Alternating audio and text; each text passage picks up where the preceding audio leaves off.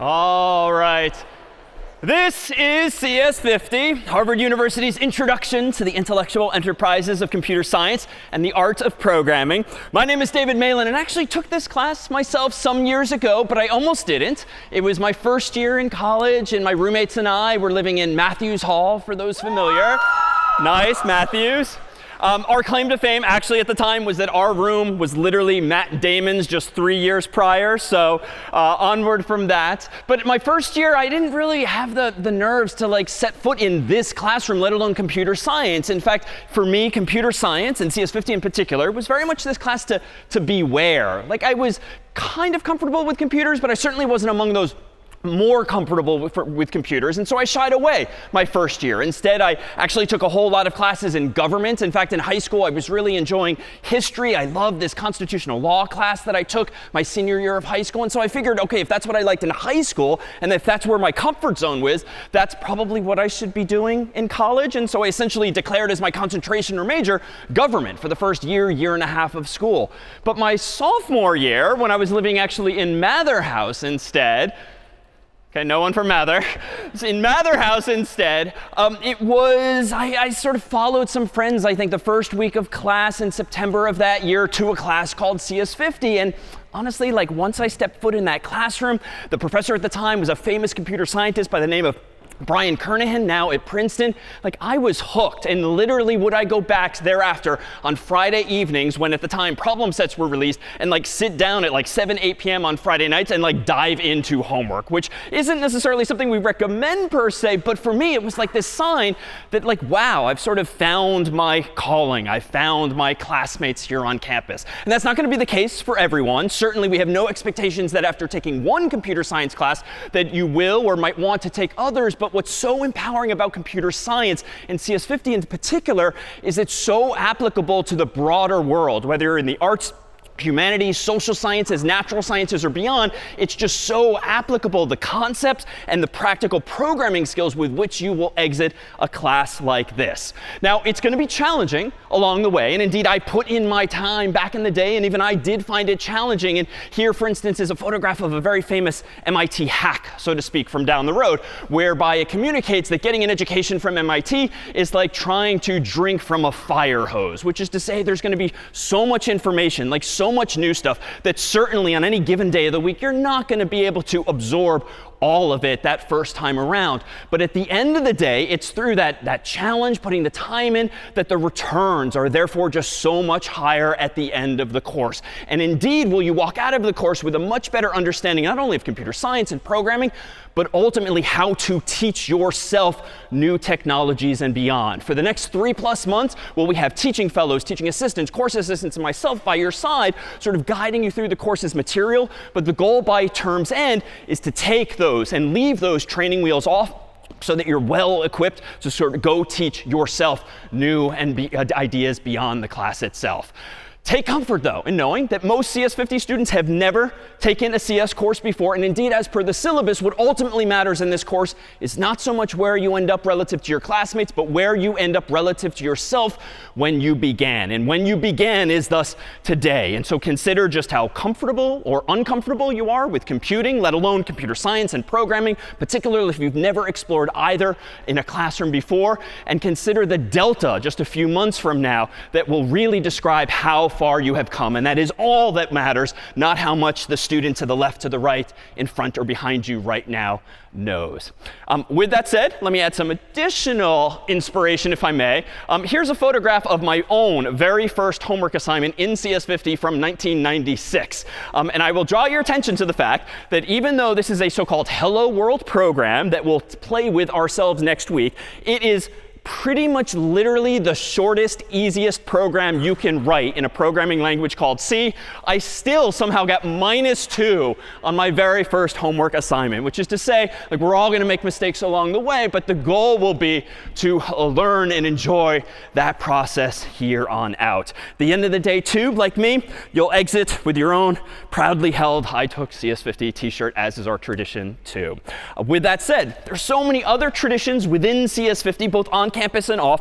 And in particular, do we try in CS50 to provide not only the academic support structure that you might want going through the class, but also a collective shared community experience, which is to say in just a few days, we'll start off the term formally with CS50 Puzzle Day, which is not only an opportunity to get together with friends with pizza and prizes and also logic puzzles of sorts, but really to send the message that computer science itself is not about programming, it's not about C, it's not about Python, it's not about programming languages per se, but about problem solving, ever more so collaboratively with other smart people by your side in this class or beyond. And indeed, are there, toward the end of the semester, reinforcements of the same by way of a little something that we call the CS50 Hackathon, which will be an opportunity overnight to dive into your own final projects, the capstone of this course, thereafter followed by the CS50 Fair, which will be a campus-wide exhibition for students, faculty, and staff across campus of your very own final projects, be it your very own web app or mobile app or anything else you decide to create by term's end. And indeed, the sort of objective at the end of the day, truly with that final project in particular, is going to be to create for yourselves, for your classmates, for attendees, something that we didn't even teach you how to do. And indeed, that will signal ultimately that you're indeed on your way and ready. Toward that end, thought we would give you a sense of CS50's past by way of this short video, if we could dim the lights, that paints a picture of all that awaits here and beyond.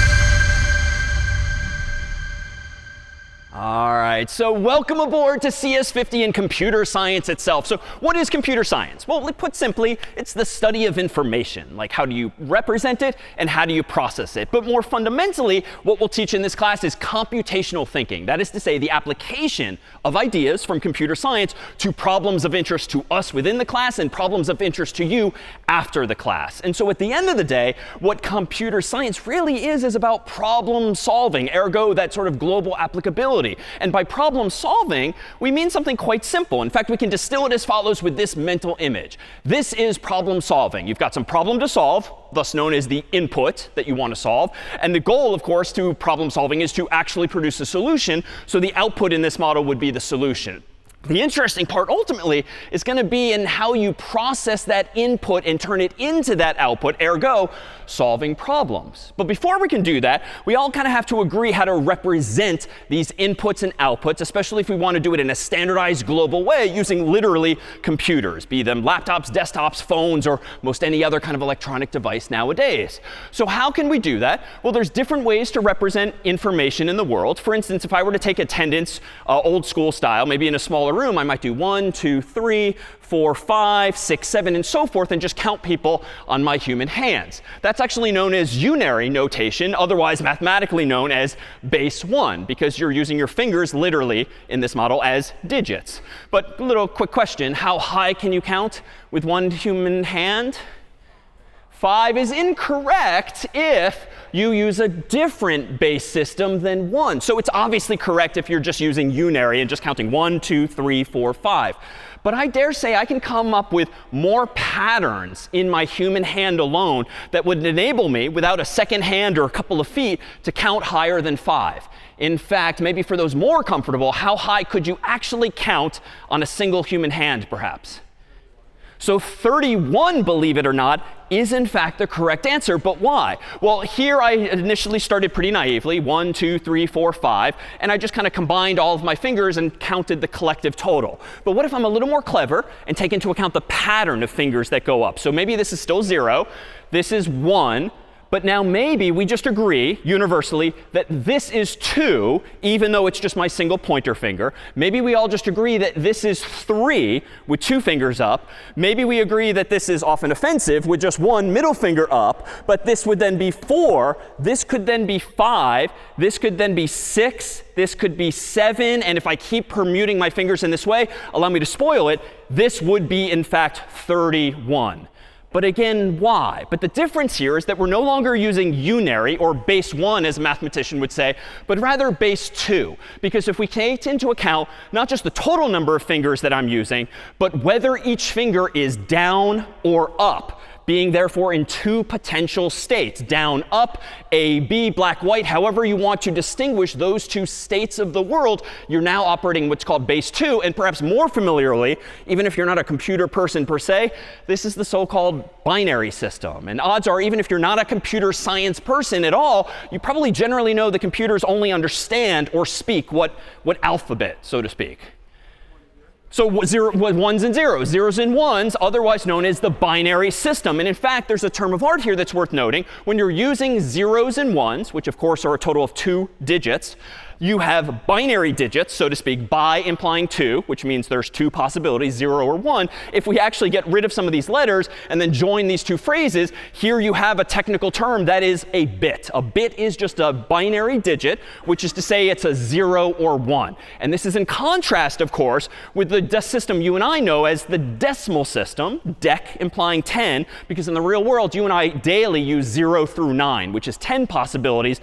Computers only use 0 and 1. That is to say 2 bits to represent information instead. So how do we represent this information, especially when at the end of the day what we're using are indeed computers and electronic devices? Well, if I want to represent 0, I can actually think of this as kind of analogous to the physical world. Maybe I have a light bulb that's off or on, controlled by a switch that turns it off or on. So you can think of a binary digit that is a 0 as really just being a light bulb that is off. By contrast, if you think of a 1 in the digital world, as of course being the second of 2 possibilities, you can think of that in the human or analog world, the physical world, as being a light bulb that is on. And in fact, what's inside of your Mac, your PC, your Android phone, your iPhone are millions of tiny little light switches known as transistors that just can be turned on or off, and essentially you can use those transistors to store information, because if you want to store a 0, you turn one of those switches off. If you want to store a 1, you turn one of those switches on. Of course, that sort of invites the question, well, how do we count higher than 0 or 1? Well, we would seem to need to use more than just maybe a single bit, a single light bulb. So if we wanted to count higher than, for instance, 0 or 1, why don't we go ahead and maybe do this? So just so I have some place to put these, let me borrow some of our actual physical light bulbs here from the stage. And let me propose that now, with 3 bits on the stage, 3 light switches, 3 transistors, whatever metaphor you're most comfortable with, this is how a computer would represent a 0, because all of them are off. So it's off, off, off. But if a computer wanted to count to 1, we could do naively this. We could turn this on. And if a computer wanted to represent 2, we could do this. And if a computer wanted to represent 3, we could do this. But I'm kind of painting myself into a corner and not using these light bulbs as cleverly as I could, because at the moment I've only counted as high as 3. So if I want to count to 4, to 5, to 6, I'm going to need more and more light bulbs. Can we be a little more clever? Well, again, someone else who's among those more comfortable, what's the spoiler here? How high, using binary 0s and 1s, could I count with 3 light bulbs total? And back? Yeah. So 7 here is the answer. And if that too, you're sort of wondering, how are people figuring out 31 and 7? That's the goal at hand here. So let me do this. Let me turn all of these off again so that my 3 light bulbs or switches, again, represent 0. And the first one's easy. This is how a computer would represent the number 1. It would be on, off, off. How, though, is a computer going to represent 2? Well, just like my proposed finger example, let's do this. Let's turn this one off and this one on. That is how a computer would represent 2, by saying off, on, off. In other words, 0, 1, 0 would be the way to pronounce it digitally. What if I instead want to represent 3? That's how on my finger I did this with 2 fingers. Well, I'm going to turn this one on. This is 3. Now this will, for those less comfortable, be non-obvious. This now is how I would represent the number 4. This is how I would represent 5. This is how I would represent 6. And this, as per the spoiler, is how I would represent 7. So perhaps very non-obvious what it was I just did or why I chose those patterns. But I dare say if you sort of rewind in your mind's eye, or literally later on video, you'll find that I actually did show you 8 distinct patterns of light bulbs. The first one was off, off, off. The last one was on, on. And there were another 6 total in between then. Well, wait, why 7? Well, if you start counting at 0, and I claim there's 8 possibilities, you can only count from 0 to 7, as we will soon see. So how are these patterns coming about, and what is it that our computers are actually doing? Well, it's actually doing something a little like this, quite like in decimal. So in the human world, you and I are very much in the habit of using base 10, 0 through 9, aka decimal. Well, how do we use it instinctively as humans? Well, what's this number obviously on the screen? 123. But why is it 123? Like for years, you haven't really thought about why this pattern of symbols or digits on the screen, 1, 2, 3, represents mathematically this number that you know obviously as 123. But if you rewind to grade school, odds are, like me, you were taught that the rightmost digit is in the ones column. This second digit is in the tens column. This digit is in the hundreds column, and so forth. So even though none of us have to do this math explicitly, what you're instantly doing is 100 times 1 plus 10 times 2 plus 1 times 3, which gives you 100 plus 20 plus 3. Oh, that's why it is 123, because these digits in this order have that significance. The digits to the left have more weight, so to speak, than the digits to the right. So what can we take away from this? Well, let's generalize it first as just any 3-digit number. So number, number, number, the ones column, the tens column, the hundreds column. But there's some math going on there, and it's not particularly sophisticated. Those are actually powers of 10. So 10 to the 0, 10 to the 1, 10 to the 2. And there's your decimal system. Because the base in this value is a 10, that's because there's 10 possibilities for each of those placeholders, 0 through 9. But in the binary world, in the world of computers, where all they have are zeros and ones, why? Because all they have physically is transistors, tiny, tiny, tiny light bulbs that can be off or on. If you only have 2 digits to play with, the 10 base should, of course, become a 2 base. And now if we do some math here, 2 to the 0, 2 to the 1, and 2 to the 2, you get the ones column, the twos column, the fours column. And if we keep going, 8, 16, 32, 64, 128, and so forth, it's powers of 2 instead of powers of 10. But this is to say computers represent information in exactly the same way you and I have since childhood, but they have fewer digits at their disposal. So these columns need to be weighted differently. So we can still count from 0 all the way up toward infinity. So what does this mean? Well, here we have 3 bits on the screen, 0, 0, 0. If we were to convert this now mentally or on paper pencil to decimal, how do we do it? Well, 4 times 0 plus 2 times 0 plus 1 times 0, that gives us the mathematical number you and I know as 0. That was 3 light bulbs, off, off, off. Well, what if we turn on 1 light bulb all the way on the right? What decimal number does this binary number, 0, 0, 1, represent? Just 1, because it's 4 times 0, 2 times 0, 1 times 1. Here's where things got more interesting, even if non-obvious in light bulb form or even physical hand form. 0, 1, 0 in binary is what in decimal? 2, because it's 2 times 1, and that's it. 0, 1, 1 in binary is, of course, now 3. This is now 4. This is now 5. This is now 6. And 7 on, or 1, 1, 1 is the highest we can count with these 3 bits. All right, so how might a computer intuitively count as high as 8? What do you need to do, presumably? You're going to need to add a bit. So you need another light bulb, another switch. You need more memory, so to speak, to use nomenclature with which you're probably familiar. So in fact, if we change all of those to 0, but we give ourselves 1 more bit for a total of 4, that's got to be the 8's place, because it's just another power of 2. So 1, 0, 0, 0. is the decimal number 8. You don't say 1,000 in binary. You literally say 1000, but that is the number you and I know as 8. And you can keep going up and up and up. And how then computers with Excel or any kind of number crunching software count really high and keep track of really big numbers?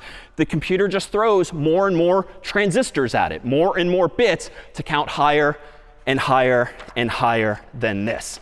Turns out, though, 1 bit, 3 bits, even 4 bits aren't that useful in practice because, like, literally you can count as high as 7 or maybe 15 or 31. So more commonly, as is commonly known, is to use a byte of bits instead. How many bits is in a byte for those familiar? So it's just 8. Why 8? It's just more useful than 1 or 2 or 3 or some other number. And as an aside, it happens to be a power of 2, which is just useful electronically as well. So a byte then is just 8 bits. And here are those columns I rattled off the top of my head. Here is how a computer would represent 0 in decimal, but using 8 binary digits or bits. Little trivia, and again, this is not what computer science is about, but it helps to sort of know sort of the lower bounds and the upper bounds of these kinds of values. How high can you count with 8 bits or 1 byte? If this is 0? Yeah, so it's actually 255. So if I were to change all of these zeros to ones and then do some quick mental or calculator math, 128 plus 64 plus 32, 16, 8, 4, 2, and 1 would actually give me 255 total, plus 0, which gives me 256 total possibilities. So this is only to say, this is not, again, the kind of math we'll frequently do, but you'll commonly see in the computer world and programming world powers of 2, numbers like 255, 256y, because these are the common units of measures that systems tend to use. So let me pause here and see, with respect to binary, zeros, ones, transistors, and the like, any questions or confusion we can clear up? A really good question. Why are bits just on or off instead of maybe sort of 0%, 50%, 100% by playing with voltages? So the voltage inference of yours is actually correct. That's what computers typically do. Maybe they use 0-ish volts to represent 0, maybe 5-ish volts to represent 1. It turns out it's just really easy to do extremes in computers. If you start to split that range of voltage levels for those who remember any of their electricity, it just gets harder and harder to be exact. And if you get things a little too murky, you might mistake a 0 for a 1 or a 2 or a 3. So it turns out it's just simpler to use the binary system. But there do exist computers known as ternary computers that actually use 3 values, 0, 1, and 2, which is somewhere, of course, between binary and decimal. But you can do different things. It's just simple on and off. And case in point, I don't want to really be dramatic and turn off my computer, but if I pulled out the power plug, that could be off, literally, aka 0. Plug it back in, that's a 1. There's just a cleanliness and simplicity to that. Other questions or confusion that we can clear up? No? OK, so if you're in agreement for the moment that, OK, using just zeros and ones, we can represent any number we want from 0 on up, let me propose that we do more useful things with our computers and our pockets and desktops and laps, like represent letters for the sake of Google Docs, Microsoft Word, or any kind of text that we might want to write. So knowing now that computers only use zeros and ones, and therefore only contain hardware like transistors, how could you represent something like a capital letter A in English inside of a computer, which of course is not a number anymore? Like, what could we do? Yeah. OK, yeah, so we could take the alphabet A through Z in English, and we could just assign each letter a number. And honestly, that is not only the correct answer, it's really the only answer. Because at the end of the day, if all you have are zeros and ones available to you, that is the entirety of the potential solution to this problem. So it turns out that, yes, capital letter A, some years ago, was decided by a bunch of people in a room, shall be represented with this pattern of zeros and ones. 0, 1, 0, 0, 0, 0, 0, 1. And now, trained as you are to do a bit of quick binary math, what decimal number is used to represent apparently capital A? So 65, because it's 64 plus 1 plus 1 times 1 is 65. What is B? Turns out it's 66. What is C? 67. So they kept things simple there on out. Might have been nice if A were 0 or maybe A were 1, but nope, we're stuck with 65 instead. But everything after that is very much predictable. And in fact, for lowercase letters, there's a whole other set of numbers, such as lowercase a happens to be 97, lowercase b happens to be 98, and so forth. But again, this is sort of like CS trivia, but what's important here is that they're indeed contiguous from 65 to 66 to 67 on up. That's something we're going to be able to leverage beyond the letter A alone. What is this system? What is this mapping that you yourself proposed? It's ASCII, the American Standard Code for Information Interchange. And indeed, it was a bunch of Americans years ago who came up with this system. Unfortunately, at the time, they only allocated 7 and eventually 8 bits total for representing letters, both uppercase and lowercase, numbers on the keyboard as well, punctuation symbols as well. And so per our conversation a moment ago, if the Americans in this room, so to speak, only used 8 bits total, how many different characters can we represent with a computer in this story? So only 255, technically 256 if we again start counting from 0. So that's not nearly enough but it is to represent all human languages, but it is enough to represent at least English among some others. So here, for instance, is a chart of the ASCII mapping. And sure enough, if we zoom in on like this column here, 65 is capital A, 66 is capital B, dot, dot, dot, 72 is H, 73 is I, and so forth. So there is a standardized mapping for at least all of these English letters. Well, suppose you were to receive an email or a text message or like a Google Doc containing this pattern of zeros and ones. So 0, 1, 0, 0, 1, 0, 0, 0, and so forth and so forth. So 3 bytes worth. 3 sets of 8 bits, that is to say 3 bytes, each of which represents a single letter in ASCII. What message have you received? Well, I'll do the math this time so we don't have to. Suppose what you really received was decimal 72, 73, 33. What message did you just receive? If you recall the previous chart. Hi was in fact correct. Why? Because H is 72, I is 73, and wait a minute, 33. So here's H, here's I. 33, if we highlight it instead, happens to be an exclamation point. So like that is literally what is going on underneath the hood, so to speak, when you get a text message today that literally says in all caps and an exclamation point, hi. Your phone has received at least 3 bytes, each of which represents a letter of the alphabet. Your computer is quickly doing the mental math to figure out exactly what numbers those are, and then looking up in the so-called ASCII chart in its memories, in some sense, what letter should you actually see on the screen there. And so if you were to then display that message, you would see it indeed in English as opposed to those numeric equivalents. How else might we use this then? Well, here again is that chart. And maybe just to vary things, maybe take a little pressure off of me here, why don't we try spelling something else? This time a different 3-letter word, but maybe 8 volunteers. Could we get a byte's worth of volunteers? And I can sweeten the deal with some stress balls in exchange. You just have to be comfortable coming up on stage and being on the internet. So yes, 1, 2, how about 3, 4, how about 5, 6, 7, and how about 8? Come on up. A round of applause for our volunteers. Yep, come on.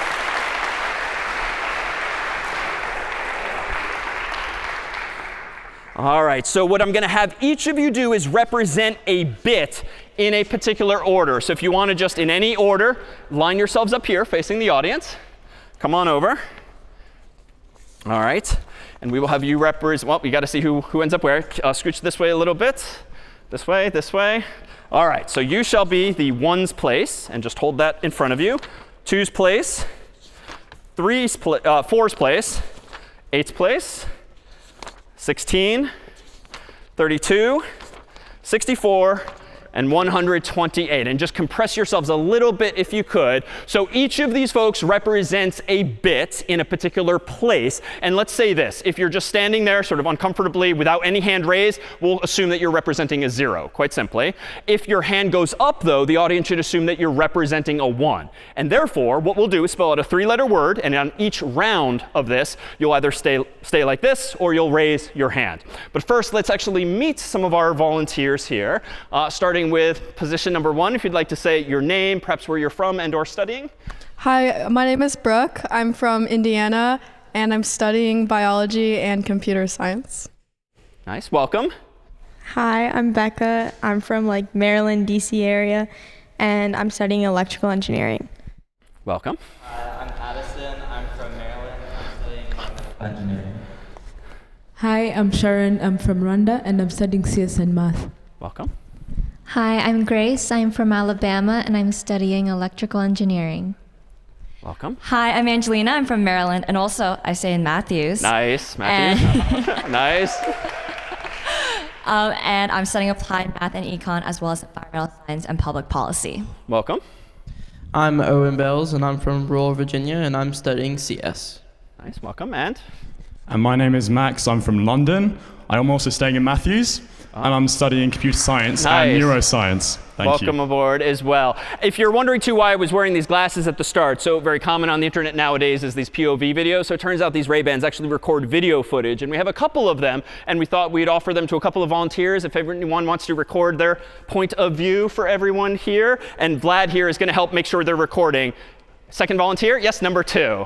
All right. So as Vlad gets those set, on the backs of your pieces of paper, you have instructions for the following 3 rounds. Each round represents a letter. The audience participation part of this is to actually do the mental math to figure out what number these volunteers are representing. So go ahead and execute round 1, either keeping your hand down or raising it appropriately. OK. What number are our volunteers here representing? 66, because we have a 64 plus a 2. That then maps to what ASCII letter? B was the first letter. OK, hands down. Round 2, go. A little harder. What's now being represented? I'm starting to hear it. 79 is in fact correct. 79 because we have a 64 and an 8 and a 4 and a 2 and a 1. So if it's a 79, we have the ASCII letter O. OK, so we've got B, O, and then lastly, third round, go. We have 0, 1, 0, 1, 0, 1, 1, 1. What number is this? 87, which spells the letter W, which spells the word, not bow. Take a bow if you could. All right, a round of applause for our volunteers here. And come on off this way and help yourself to a CS50 stress ball.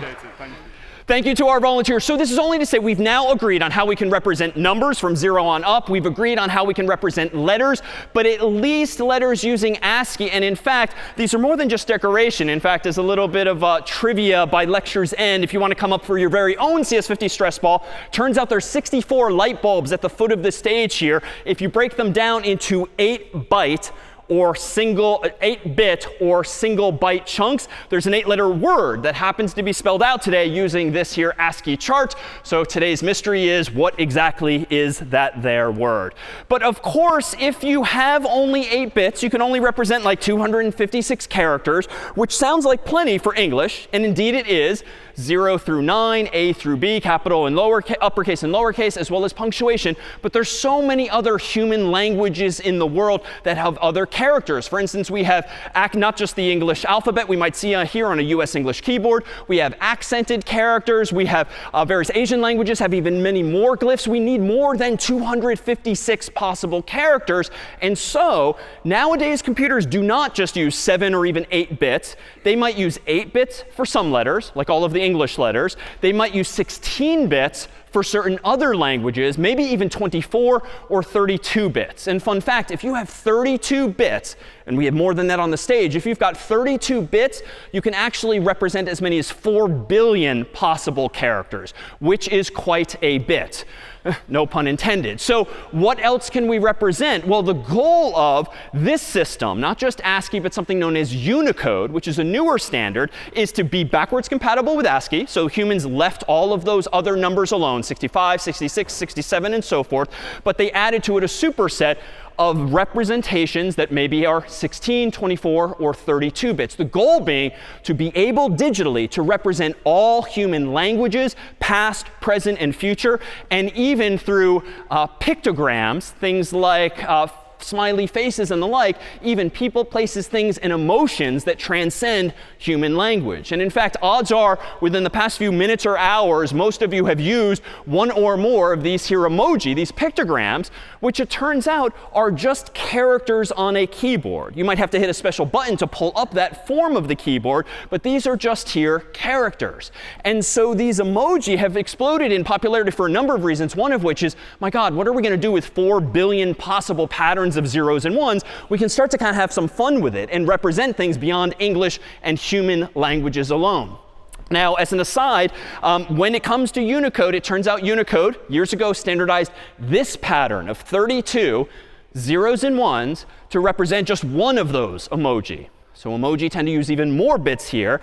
Anyone know what decimal number this is? This is not a fun mathematical exercise. The spoiler is 4,036,991,106 is the decimal number that actually represents, as of present, the most popular emoji in the world. Does anyone want to hazard a guess what emoji this here number represents?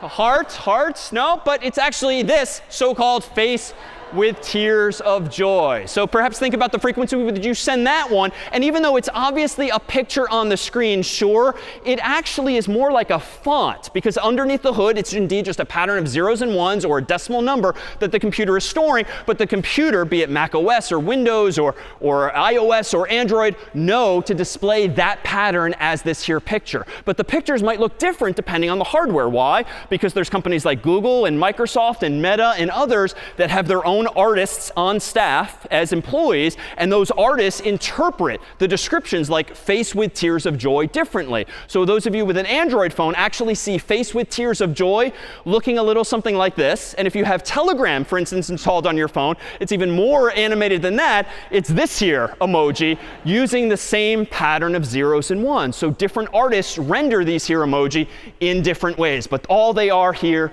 are patterns. Now, for all of the other answers, save one that was shouted out a moment ago, this is a sort of cloud diagram of the most popular emoji as of a couple of years ago per Unicode, whereby the size of the emoji indicates its relative popularity. So heart, I did here over here, is indeed one of the most popular ones as well. Question?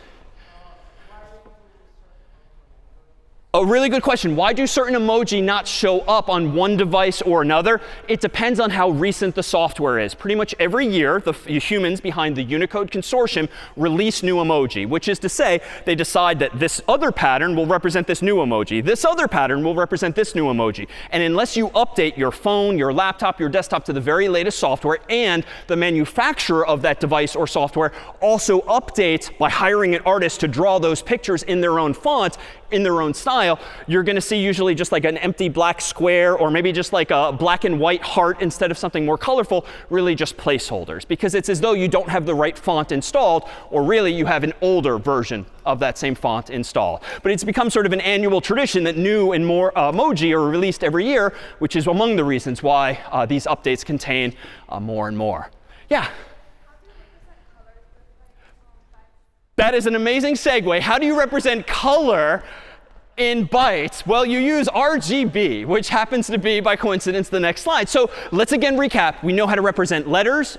We know how to represent numbers. We can even represent emoji. But those emoji, technically, on the screen are, of course, composed of colors, like a whole bunch of yellow for that their smiley face. How do computers, then, using only zeros and ones, represent colors? Well, by convention, they typically use a system that, by an acronym, is called RGB, red, green, blue. And this is to say that a computer, to represent a single dot on the screen, maybe this one, this one, this one, will allocate some number of bits or some number of bytes to represent the color of just that there dot, otherwise known as a pixel. You can actually see pixels on your phone or even on your TV or monitor. If you go really close, especially if it's an older monitor, you can see the tiny little squares.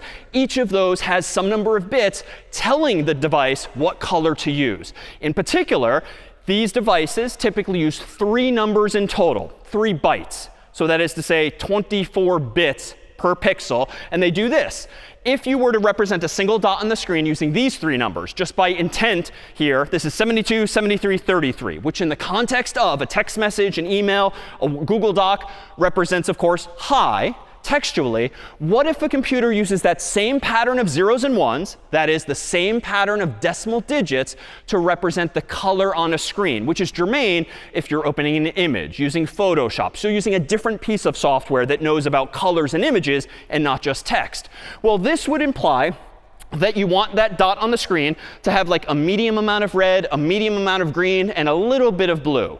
Why do I see medium and little? Well, again, if each of these numbers is using 8 bits or 1 byte, the highest we can count, as we discovered, was 255. So I'm kind of averaging here. So 72 out of 255 feels to me like a medium amount of red. 33 feels like relatively little blue. But if now the computer combines those wavelengths of light, so to speak, a medium amount of red, medium amount of green, a little bit of blue, what you get is the color code for a single dot. And does anyone want to guess what color roughly this represents? These 3 bytes? Not white, not purple, not brown. Yellow, in fact, is the answer. So it represents in a single pixel roughly this shade here of yellow. Which is to say, if we look back at any of those emoji, which again are represented by patterns of zeros and ones, but you and I as humans perceive them as images on the screen, let me actually go ahead and zoom in further to one such sample emoji. And when you zoom in far enough, or you put the phone close enough to your face, you can actually see all of those little dots known as pixels, all of the little squares. And given that so many of these pixels are yellow, that is to say that that pattern of 3 bytes, 72, 73, 33, is used to represent this pixel. Another 3 identical bytes are used to represent this pixel, this one, and so forth. So now if you've taken digital photos on your phone or a camera, you're probably generally familiar from the internet and hardware today that a photograph is what, like 1 megabyte, 10 megabytes, depending on the resolution of it. Well, megabyte means millions of bytes. Where are all of these bytes inside of these photographs or these images you're taking or downloading? They correspond to every one of the single pixels on the screen. There's at least 3 bytes being used to represent every one of those dots. As an aside, bit of a white lie, because nowadays there's fancy compression software that can use fewer than that many bytes. But in general, that's where all of those bytes, those millions of bytes, are coming from. So how was that for an answer to how do we represent colors? Thank you. So if we agreed now that there's this way and perhaps others to represent colors, well, how do we represent not just images but videos? Well, videos, once upon a time, or movies, were called motion pictures. So pictures with motion. Why is that? Well, it's analogous to growing up. If you ever played with one of these picture books, and in fact, there's memes nowadays that have made these popular again, whereby you have a whole bunch of images on individual sheets of paper, and if you flip through them fast enough, your human mind and eyes perceive it as actual motion, even though you're just seeing image, image, image, image, image, image, but it's so fast it looks like motion. That's all a video is on your screen. That's all a film is on your TV. It is not, in fact, continuous motion. It's maybe 30 frames or images per second, maybe 24 frames or images per second, which is to say we know how to represent numbers, we know how to represent letters, we know how to represent colors and thus images. Now we kind of get videos for free because it's just more of the same. Use more and more of those patterns. Why are videos so darn large? Why are they gigabytes to download? Billions of bytes? Because there's so many darn images, 30 some odd images per second in those kinds of videos. And maybe lastly, just to top off our multimedia, how could you represent sound? Maybe musicians in the room, how, using only zeros and ones, could you represent something as sonorous as music? Something analog as digital. Yeah.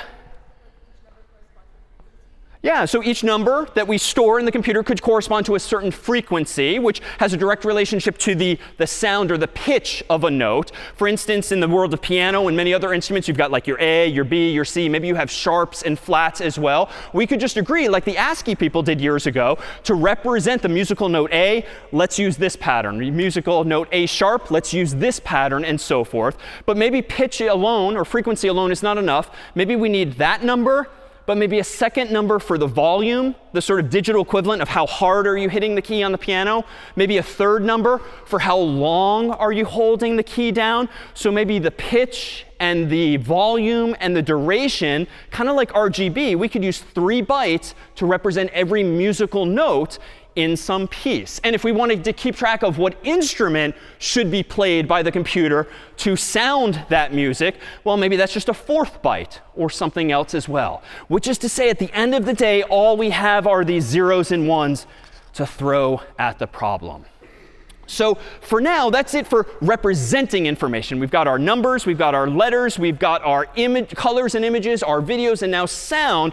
Any questions on how computers then are representing, as promised, those inputs and outputs using just zeros and ones?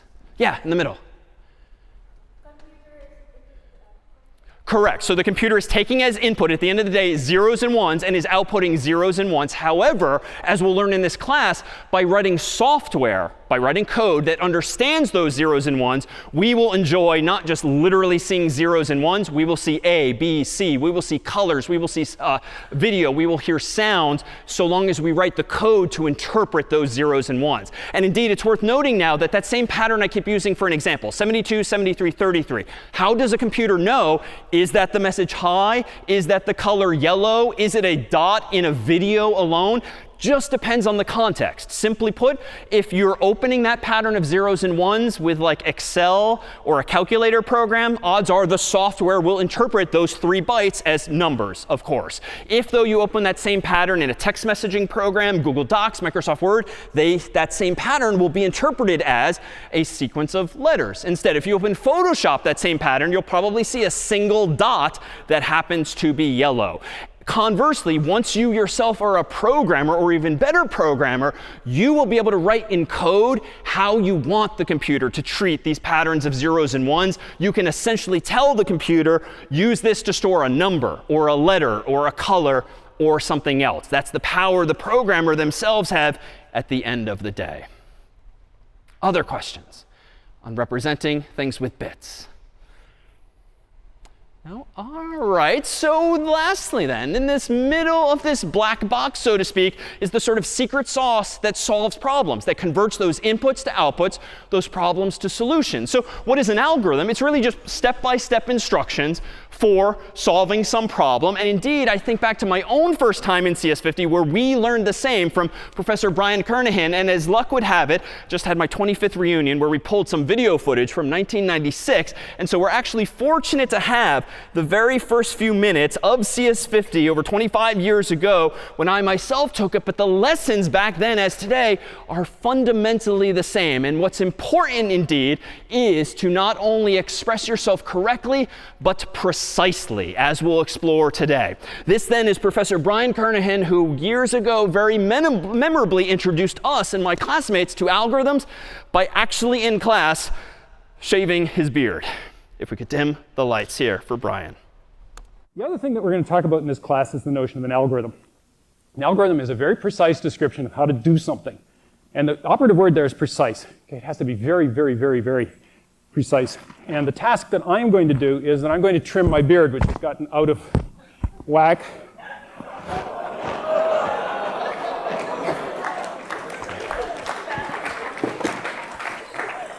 And I brought a variety of things which one might use to trim beards with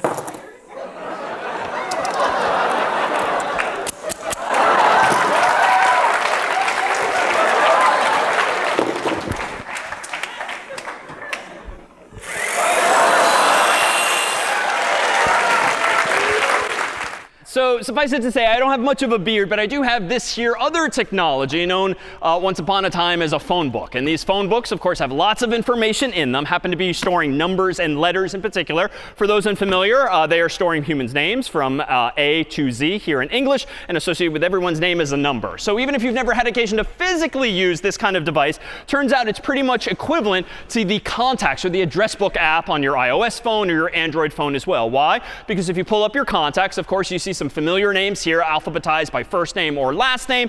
And if you click on any of those names, you reach the person you're presumably trying to call or text. Pictured here then is John Harvard's, whose number here is +1 949 468 2750, which you're welcome to call or text at your leisure. But here is John Harvard that's partway through the phone book digitally. Well, it turns out that physically in the phone book, we might use an algorithm, step-by-step instructions for finding John Harvard in pretty much the same way as iOS, Android, macOS, Windows, or other operating systems themselves use. So I could, when looking for John Harvard, first name starting with J, I could start at the beginning of the phone book and start looking page by page for John Harvard. And if he's there, I can call.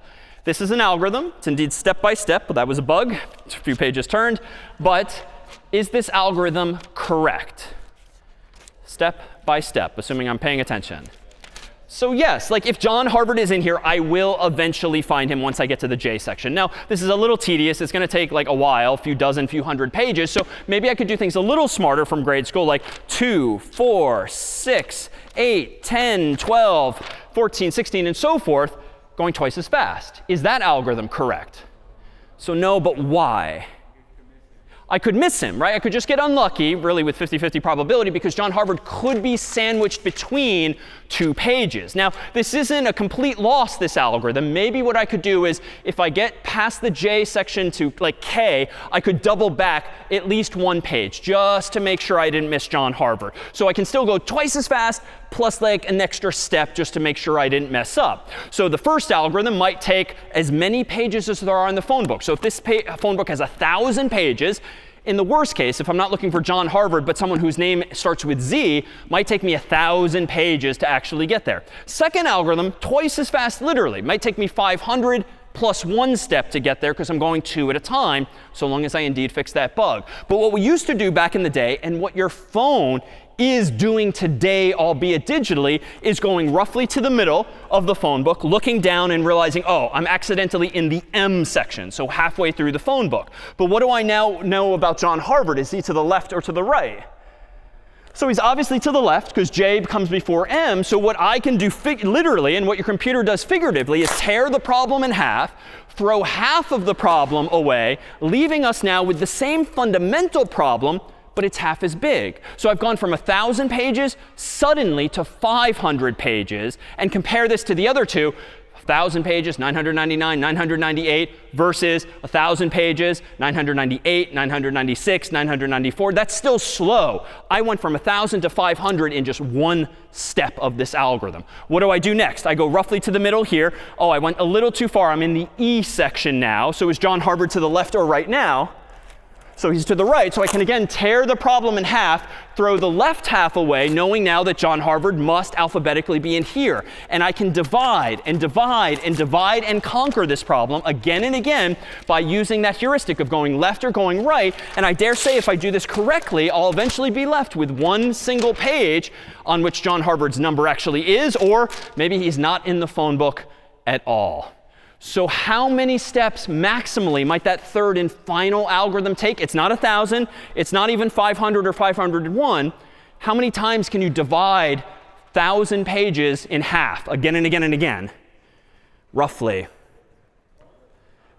9, 10, so typically 10 times, give or take. There's a bit of rounding there because it's not a perfect power of 2, but roughly 10 times. Like, that is fundamentally better than both of the two algorithms, because I go from 1,000 pages to 500 to 250 to 125 and so forth, literally having the problem again and again. So we can actually appreciate and see this even more so graphically. And this is among the things we'll do later in the term when we speak to not only writing correct code, but is your code well designed? Is it better than your previous code? Is it better than someone else's code? Is it better than some other product?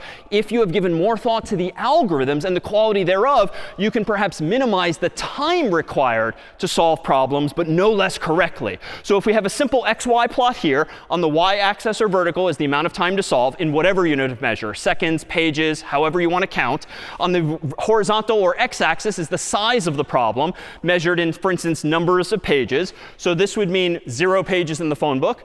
This would mean a lot of pages in the phone book. This would mean no time to solve. This would mean a lot of time to solve. What's the relationship then among those three algorithms? Well, the first one is essentially a straight line, a slope of 1. And if the phone book has n pages in it, we'll describe the slope here as essentially 1 over 1 for the algorithm with the first algorithm, turning page by page by page, which is to say, if we were to add one more page to the phone book next year, First algorithm is going to take one more step. But the second algorithm is definitely better. It's definitely faster, but it's still a straight line. So it's going to take roughly n over 2 steps on average, because you only have to go through half of the phone book because you're going 2 pages at a time, instead of the whole phone book, in the worst case, if someone's name is Z, to go through every page in total. So if we actually compare these, let me just draw some dashed lines. Suppose that you have this many pages in the phone book. If you just draw this vertical white line here, it's going to take this much time in red using the first algorithm, but it's going to literally take half as much time in yellow for the second algorithm, because you're literally going 2 pages at once. But the third and final algorithm is a fundamentally different shape. It instead looks a little something like this. It looks like it's flatter and flatter and flatter. It's always increasing. It never gets perfectly flat, but it grows so much more slowly as a function of phone book size. And for those who recall their logarithms, this would be described as log base 2 of n. And in fact, that's where the math came from. Log base 2 of 1,000 is roughly 10 in total, even if you need a calculator to confirm as much. But this shape is fundamentally different. Why? Well, suppose that Cambridge, where we are, and Alston, the town across the street next year, combine their 2 phone books. And they go from 1,000 pages each to one phone book with 2,000 pages. The first algorithm is going to literally take twice as many steps or pages. Second algorithm is going to take half as many, or 50% more, because you're going 2 at a time. But the third algorithm is going to barely miss a beat. Why? Because if this is 1,000 pages here and 2,000 pages is over there, just inferring from the shape of the green line, it's not going to be much higher on the vertical axis than the other 2 were. So more specifically, if you have a 2,000 page phone book next year, how many more steps will it take you using that third and final algorithm? Just 1, because you'll divide and conquer a 2,000 page phone book into a 1,000 page phone book, and then you're back at the original story. And that's the sort of power of learning algorithms. That's the power of learning computer science and learning how to program, is to be able to navigate big data, so to speak, things the size of Google, things the size of artificial intelligence training data sets, using better and better, more clever algorithms that perform faster, and therefore not only make the software more competitive, but also make it more usable and more favorable for people like you and me when using that software. So when it comes to implementing algorithms as programmers, as computer scientists, what you're really doing is taking these algorithms, which might be expressed in English conceptually as we just did, but really just translating them to code, be it C or C++ or Python or R or Ruby or any number of other languages that exist in the world. But for now, let's consider how we might implement that algorithm using something that's literally still English, but pseudocode, something that is still correct, but precise and finite, as per Professor Kernahan's advice, which is to say, use your own vernacular of English and just say what you mean, but very succinctly. There's no one way to write pseudocode. It's not some formal language. I'm just going to convert the steps I did intuitively to step-by-step instructions as follows. Step 1, what I did was pretty much pick up the phone book. Step 2, what I did was pretty much open to middle of phone book for the third algorithm. Step 3, look at page. Step 4, if person is on page, then step 5, call person. If that does not prove to be the case, step 6, else if the person is earlier in the book, then open to the middle of the left half of the book, and then go back to line 3. Then, else if the person is later in the book, open to the middle of the right half of the book, and again go to line 3. Else, there's a fourth and final case. If the person, like John Harvard, is not on the page, is not earlier, is not later, what's the fourth scenario we'd best consider? He's just not there, else we should do something specific like quit. Now, as an aside, everyone in this room has probably had one of these stupid technical support issues where your phone or your laptop or your desktop computer just freeze all of a sudden, or maybe it spontaneously reboots for no reason. Odds are that's because not you, but some other human made a mistake. They probably wrote code working at Microsoft or Apple or Google or somewhere else, and they didn't actually anticipate that, oh, there could be a fourth scenario that could happen in the real world. But if there's no code that tells the computer what to do in that fourth and final scenario, who knows what the computer is going to do? It might by default reboot. It might by default freeze. That's just a hint of the bugs, the mistakes in software to come. But even though this is just one way to write this code aka pseudocode, there are some salient characteristics that we'll use throughout today. One, there are these verbs, these actions. And henceforth, as aspiring computer scientists or programmers, we're going to start to call these by what more technical audience would. These are functions. A function is an action or a verb. It's like a bite-sized task that a computer can do for you. Those then are functions in this here pseudocode. But there's other types of code in here. There are these things here, if, else if, else if, else. Those are examples of what we're going to start calling conditionals. These are sort of proverbial forks in the road where maybe you go this way, maybe you go this way, but you decide which way to go based on a question. The questions that you ask are what we'll technically call Boolean expressions, named after mathematician Boole. A Boolean expression is a question with a yes or no answer, a true or false answer, a black or white answer, a 1 or 0 answer. There's two possibilities, and there's a hint of the binary underneath. A Boolean expression is going to tell you yes or no, you should go down that fork in the road.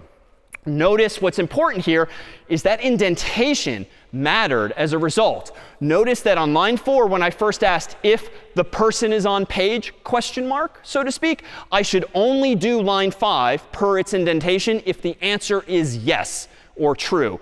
I should only open to the middle of the left half of the book and go back to line 3 if person is instead earlier in the book. So indentation in pseudocode and in many programming languages has logical significance. It tells you whether to do things or not. But there's another construct in here, go back to, which literally makes me go back to line 3, potentially again and again and again, creating some kind of cycle or what we'll typically call a loop instead. So even in this relatively simple real-world algorithm, we have these 4 fundamental characteristics of most computer programs that we will write in this class, and you might write beyond this class, that we have some technical jargon now to describe them. But what's important to note is that line 8 and line 11, even though they're saying go back to line 3, go back to line 3, you might think you're running the risk of what we'll call an infinite loop, where you literally get stuck in a loop forever, which doesn't sound like a good thing if at some point you want to turn your computer off, even though it's still working. But these will not induce infinite loops. Why? What is happening in this particular algorithm every time we go back to line 3 that guarantees eventually we will stop going back to line 3? Exactly. If the person is on the page, we will call them or we will quit. But more importantly, because we keep dividing and conquering the problem, in this case, having the phone book, eventually we're going to run out of phone book, in which case, indeed, John Harbert is either on that page or not, and we will call or we will quit instead. So we'll see in time. And in fact, allow me to promise, odds are at some point you will write code that seems to take control of the computer for you, where it's doing something, and it literally won't respond to you anymore. That's just going to be because of a mistake, a so-called bug that you yourself will invariably have added to your code accidentally, but we'll show you ways for terminating it or breaking out of those conditions. And indeed, what we'll do in just a little bit after a break for today's lecture is explore not just these concepts, but some of the ways you can use them to solve real and very visual and audio problems. But for now, let's at least connect it to something that's been all too germane in recent months, the past few years, namely artificial intelligence, which is a topic we'll come back to at the end of the course too, to give you a sense of like what the connection is with what everyone's been talking about in the world of AI and what it is we're going to spend the next few weeks building up to by writing code. If you were to try to implement something like a chat bot, for instance, that just answers questions and has a conversation with you, you could do that using pseudocode. And as we'll soon see, you can use C, Python, any number of other languages too. That pseudocode might look like this when implementing a chatbot. You could tell the chatbot, if the student says hello to you, then say hello back. And the indentation, as per earlier, implies this is conditional. Else, if the student says goodbye to you, say goodbye to the student. Else, if the student asks you how you are, say you are well. So you can just enumerate question after question after question and just handle all of these conditional possibilities. But things kind of escalate quickly, especially with the tools of today like ChatGPT. Are we really going to have the wherewithal as programmers to write another conditional like else if the student asks why 111 in binary is 7 in decimal? Like this kind of hints at, oh my God, there's like an infinite number of things this human could ask the chatbot. Do we really have to write an infinite number of conditionals. Like, that's just not possible. Like, there's not enough time in the day. There's not enough lines of code available. Artificial intelligence surely needs to be able to figure some of this out instead.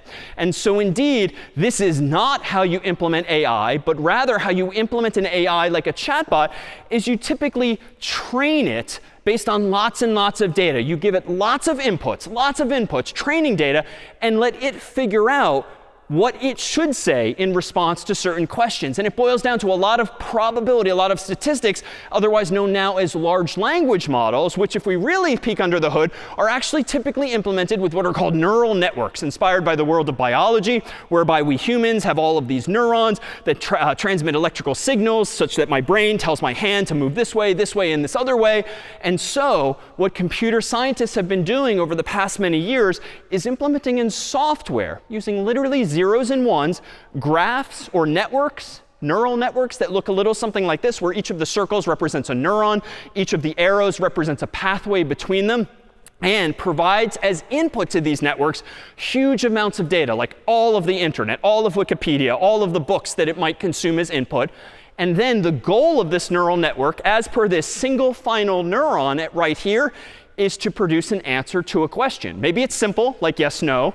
Or maybe it's something like the answer to the 111 question, or how are you, or goodbye, or hello, or the like. And what these neural networks do is use statistics and probability and try to output the most probabilistically likely answer to this question that's been asked, and really just hope that it is correct. There's no programmer at OpenAI or Google or Microsoft that's trying to anticipate every one of these questions we might ask, not only in English, but in other languages as well.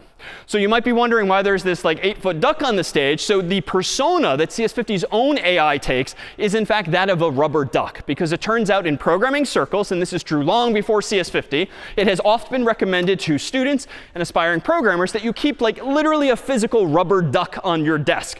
The idea being, in the absence of a friend, family member, colleague, TA who could answer technical questions for you, if you're alone in your room in Mather at night, you can sort of talk to the duck, maybe door closed, and ask the duck your questions, or more importantly, talk the duck through what confusion you're having.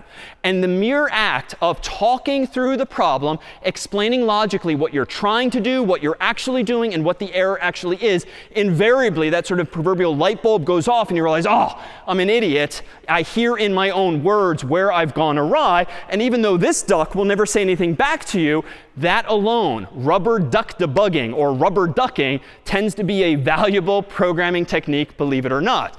But thanks to these large language models, we have not only physical but virtual ducks as well. And so available to you will be in this class not tools like ChatGPT and the like, which are through policy disallowed. It is not reasonable to use ChatGPT and the like, but you are allowed and encouraged to use CS50's own AI-based tools, which resemble those same tools but know something about CS50 and aspire to behave akin to a good teaching fellow, guiding you to solutions as opposed to handing you something outright. So this is a tool that will be available at literally this URL throughout the course, CS50.ai.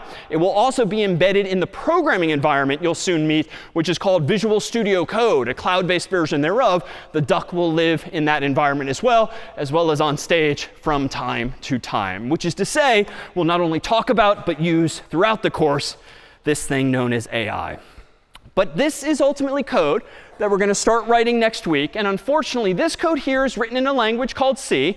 This is essentially the program that I lost 2 points on like some 25 plus years ago. And it does look admittedly cryptic. And that's why today what we'll focus on is not what this code looks like, nor the zeros and ones that code gets converted to so your computer can understand as input what you want it to do.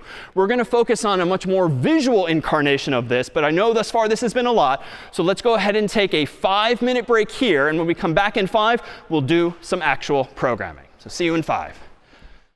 All right. So it's now time to solve with actual code. some actual problems, albeit in a fun and visual and audio way. But recall that where we left off was this. Like starting next week, you'll be writing code that ultimately looks like this. But thankfully, you will not be writing zeros and ones. And no normal person, myself included, can understand what all of these zeros and ones are at a glance. We could take out some paper pencil and probably figure it out very tediously. But this is exactly the point. Computers only understand this stuff. But what we as programmers will start writing today and beyond is code at a higher level. And indeed, this is going to be frequent within computer science, where there's different levels of abstraction that we operate at. And the lowest level, the nittiest gritty, is like the zeros and ones that computer understand. That's it in this class for zeros and ones. Hopefully, you at least have wrapped your mind around why zeros and ones can be used in triples and as bytes to represent higher and higher numbers. But let's just now agree that computers can do that. Let's abstract away from that detail and focus on higher level languages than zeros and ones, namely a language like this. So this is an example of the very first programming language I learned back in the day, as per that homework, in a language called C. It's an older language, but it remains one of the most popular languages and omnipresent languages nowadays because it's incredibly fast and it's particularly good at making devices operate quickly. For us pedagogically, the value of C is not that you're probably in Silicon Valley and other such jobs going to be using C yourself that much, but because it's going to provide a conceptual foundation on top of which we introduce other languages like Python, which is newer and improved, so to speak, that gives you more and more functionality sort of for free out of the box by abstracting away some of the stuff we'll focus on in the coming days first. So at the end of the day, you should better understand languages like Python and JavaScript and SQL because of your underlying understanding of a language like C. But this is too much for the first day. Many of you will think that this is too much for the second week. But in fact, C is really only sort of scary looking because all of this darn punctuation and syntax, the semicolon, the parentheses, the double quotes, the curly braces, and the like. And I concur. This is intellectually uninteresting. And a lot of the challenges early on when learning programming is you just don't have the muscle memory like that I or some of the teaching fellows might for knowing what symbols should be where. But that's going to come with time and practice. I guarantee it.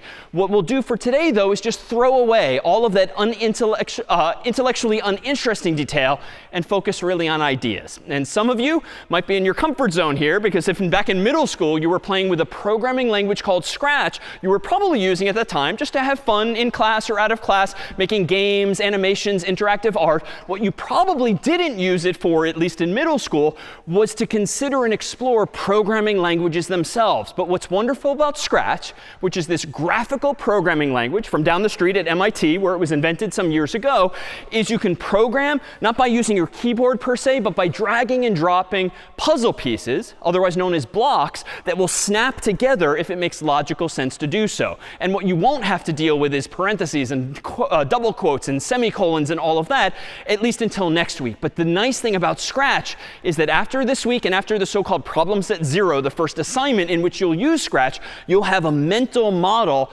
via which it will be easier to pick up all of the subsequent syntax as well.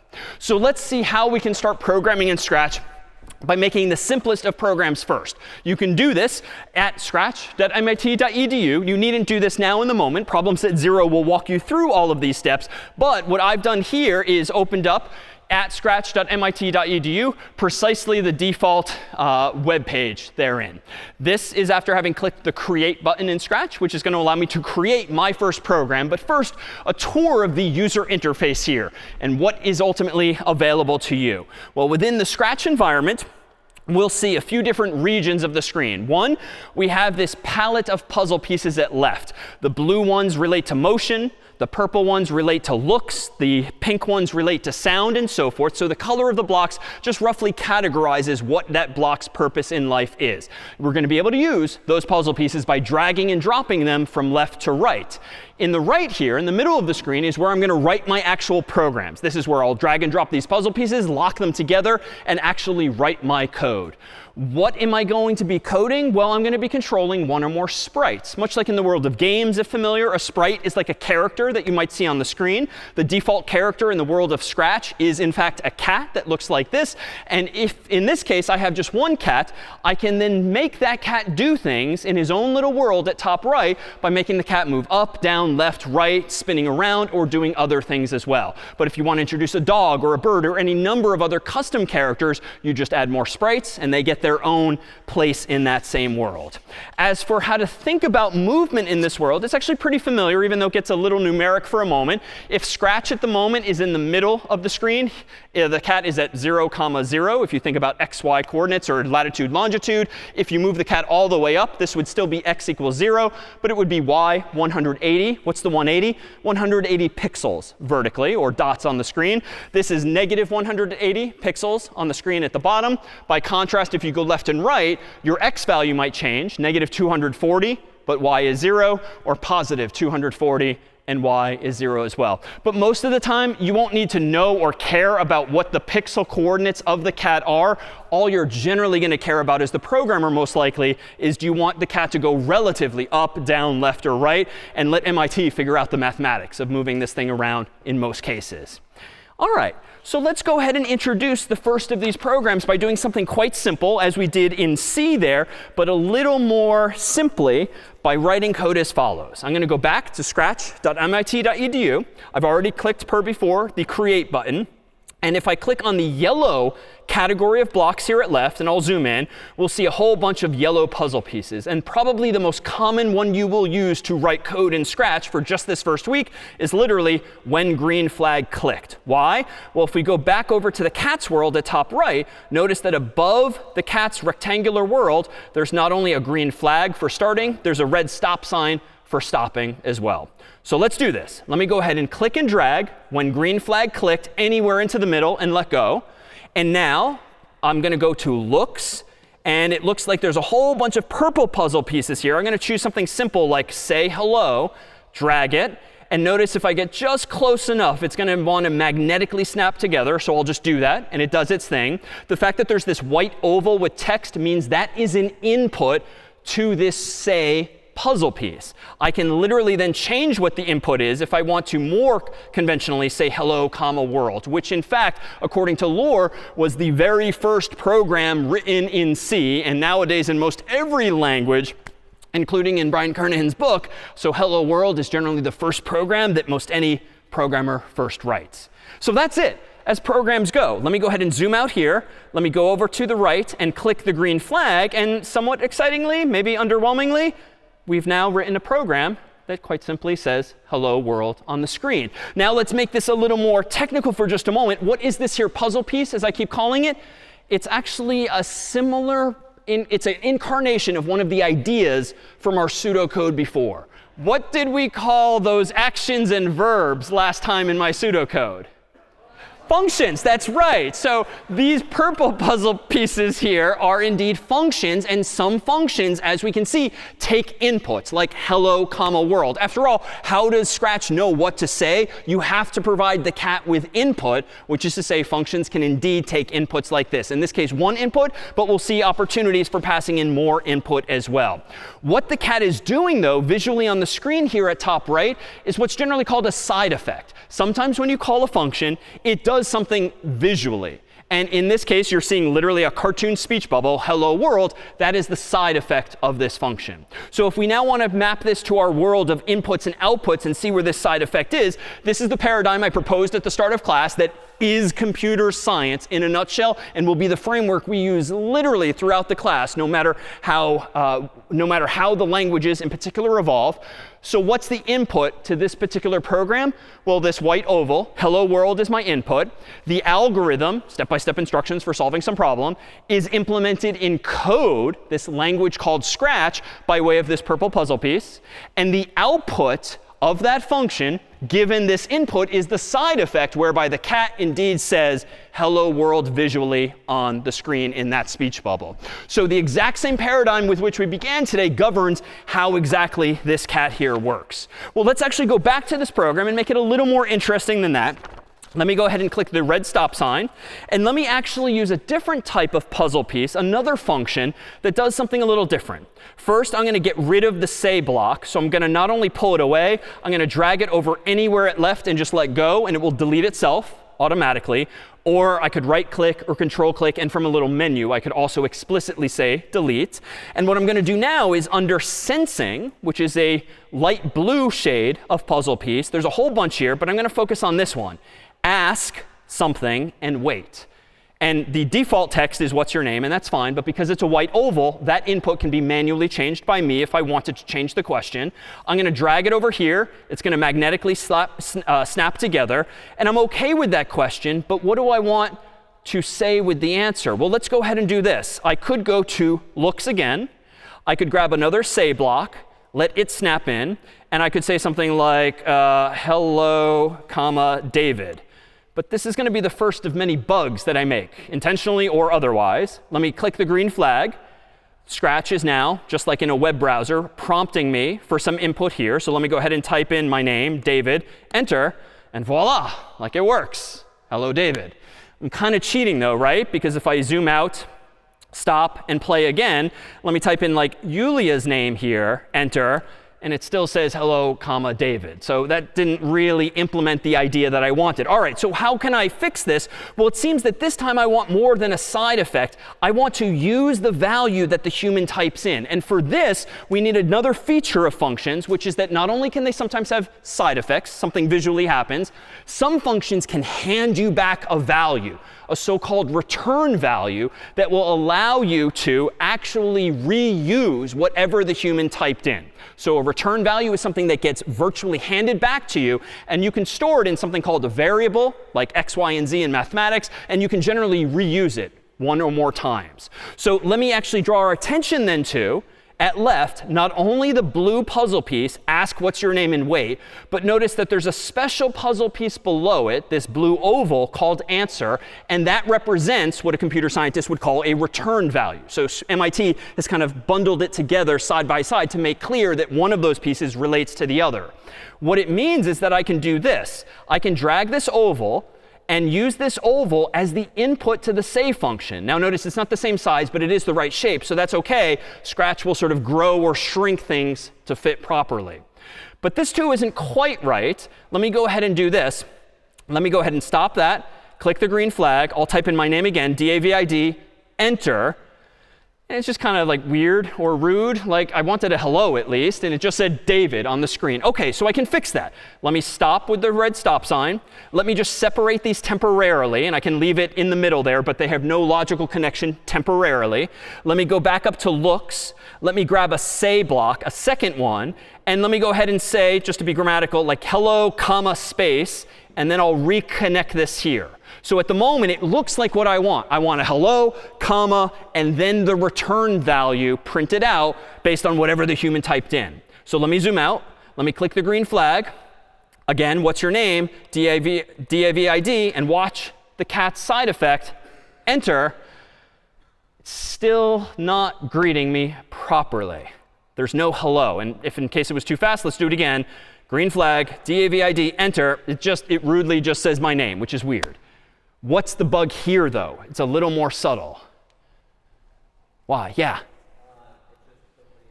Yeah, it's just too quickly going over the say command or the say function in this case. My Mac, your PC, your phone, it's just so darn fast. Both are happening, but too fast for my human eyes to even notice. So we can solve this in a number of ways. I could actually use a different puzzle piece altogether. In fact, MIT kind of anticipated this. Notice the first puzzle piece in purple is say hello for a specific number of seconds. And you can specify not just the message, but the number of seconds, ergo 2 inputs, otherwise now known as arguments to a function. An input to a function is just an argument now. And that would be a fix here. I could maybe a little more explicitly do this. I could go under Events, scroll down a little bit, and sorry, under Control in orange, I could grab a wait block, and I could kind of insert it in the middle. And this might actually help. So I could click on the green flag, D-A-V-I-D, enter. Hello, David, and I could change the timing to be a little more natural. But what if I want the cat to just say, hello, comma, David, all in one breath, so to speak? Well, for that, I'm going to need to use a slightly different technique as follows. Let me go ahead and get rid of the wait. Let me get rid of the second say block and stop the cat with the stop sign. Let me go under operators here, and let me somewhat cleverly grab this, a join block at the bottom. By default, it's using apple and banana as placeholders, but those are white ovals, so I can change those. Let me drag this over the white oval for the say function and let go, and it will snap to fill. Let me go ahead here and type hello, comma, space instead of apple. And what should I do instead of banana? Yeah, so the answer return the return value. So let me go under sensing again. Let me just drag another copy of it. And you can use these again and again and again. They don't disappear. I want to drag answer over banana so that the second input to join is actually, if you will, the output of the ask block, like that. And it snaps to fit. So now if I go ahead and click the green flag once more, DAVID, enter, now we have the sort of behavior aesthetically that I cared about. But beyond the aesthetics of this, the goal here really was to map it to, again, the same paradigm, which we'll see here. The algorithm and the output and the input for this example are as follows. The input to the say block was, quote unquote, what's your name? The function, of course, implementing that algorithm in code was the ask and wait block. The output, though, of the ask block, recall, it's not some visual side effect. It is a return value called answer, like a variable, a special variable like x, y, and z in math. But in this one, we generally in programming describe variables with actual words, not just letters. But this output of the say block, I kind of want to make room for it to pass it into the say block as a second argument. So let's do this. Let's take one step back and propose that now for the join block that I just used, it takes two inputs, hello, comma, space, and answer. The function in question is indeed the join block. The output of this had better be hello, comma, David. What do I want to do with the output of the join block? Well, let me clear the screen. Let me move this over, because now the output of the join block is going to instantly become the input to the say block, so that the output now in this multi-step process is the side effect of hello, David. So the fact that I nested these blocks on top of one another was very much deliberate. If I zoom in here, notice that hello and answer are on top of join. Join is on top of the say block. And if you think back to like high school math, this is like when you had parentheses and you had to do the things inside parentheses before the things outside parentheses. It's the same idea, but I'm just visually stacking them instead. But outputs can become inputs depending on what the function there expects. Let me pause here and see if there's any questions about not so much like what the cat is doing, but how the cat is doing this. Questions at hand. All right, well, let's make the cat more cat-like and do this. Let me throw away all the say block and just let go there. And let me introduce at bottom left a nice feature of Scratch whereby there's also these extensions that tend to use the cloud, the internet, to give you even more functionality. And in fact, I'm going to click on this extension up here, text-to-speech. And if I click on that, I suddenly get a whole new category of blocks at the bottom, text-to-speech. They happen to be green. But what's nice here is that I can actually now have the cat say something audibly. So let me drag the speak block here instead of the say block.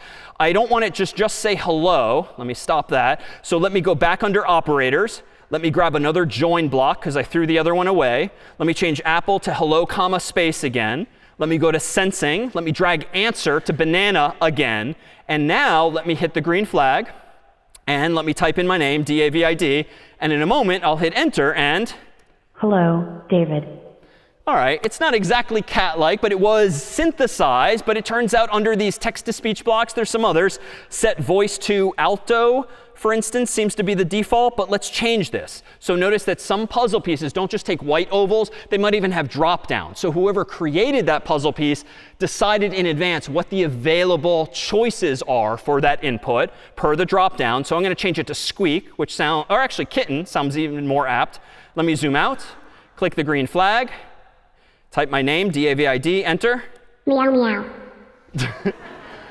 That's interesting. So it doesn't seem to matter what I type. So how about David MALAN? Meow, meow, meow. So it seems to meow proportional to how long the phrase is that I typed in. It can get a little creepy quickly. Like if I change kitten to giant, let me go ahead and hit play, D-A-V-I-D, enter. Hello, David. So you can sort of, for very non-academic ways, like start to have fun with this, but just playing around with these various inputs and outputs. But let's actually make the cat do something more cat-like and indeed meow instead of saying any words at all. So let me throw all of that away. Let me go now under sound. Let me drag the play sound until done. And notice in the drop down here, by default, you just get the cat sound. You can record your own sounds. There's a whole library of dogs and birds and all sorts of sounds you can import into the program. I'll keep it simple with cat. And let me click the green flag. All right, so the cat meowed once. If I want the cat to meow again, I could do this.